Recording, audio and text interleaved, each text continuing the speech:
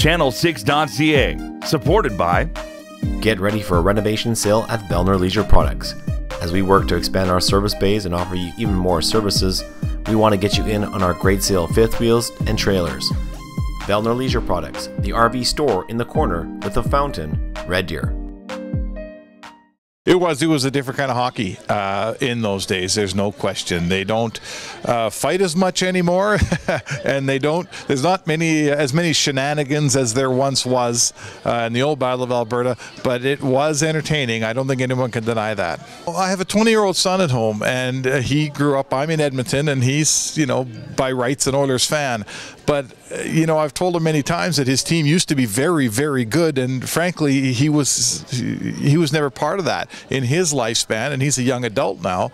Both the Oilers and Calgary Flames have, they kind of muddled along. So I thought, as much as for the older guys like me who lived through it, and can enjoy looking back on our own memories, I think there's a whole new generation that really is unfamiliar with the time when both their teams were perennial Stanley Cup contenders. Yeah, there's a statute of limitations on a lot of these stories. So I went into this book thinking, okay, I have a pretty good idea what happened, the time that Stu Grimson and Dave Brown had fights on a Sunday night in Edmonton and then a Tuesday in Calgary. And I had a pretty good idea what happened that night that Marty McSorley speared Mike Bullard and the night Steve Smith scored the goal. But 30 years later, guys tell you a lot of things now that they didn't necessarily tell you then. So I went into a lot of the stories, and I hope the reader does as well, thinking, okay, I remember this. And then by the time I got out the other end, I thought, okay, I didn't know that part about it.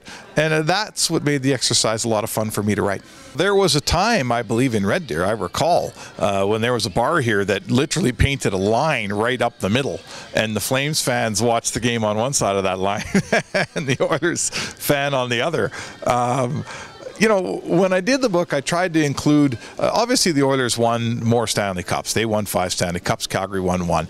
But there's as many good stories in red and yellow as there was in blue and orange. And for every chapter on Mark Messier, there's a chapter in there talking to Lanny McDonald.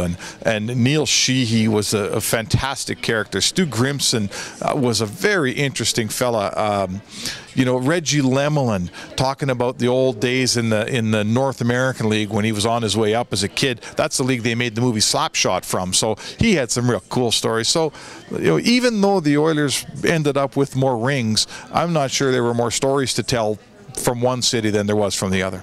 It's changed on every level. First of all, those two teams represented what was then the Campbell Conference for 8 consecutive years in the Stanley Cup.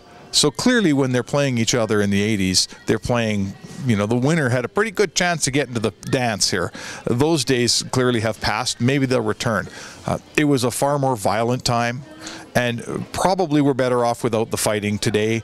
But I'll tell you what we don't have is the same emotion. Those fights and all the things that happened in those games brought with it a ton of emotion. So they're playing for everything. There was more emotional moments in the battle. And in the end, you really ended up with hockey played at a furious level.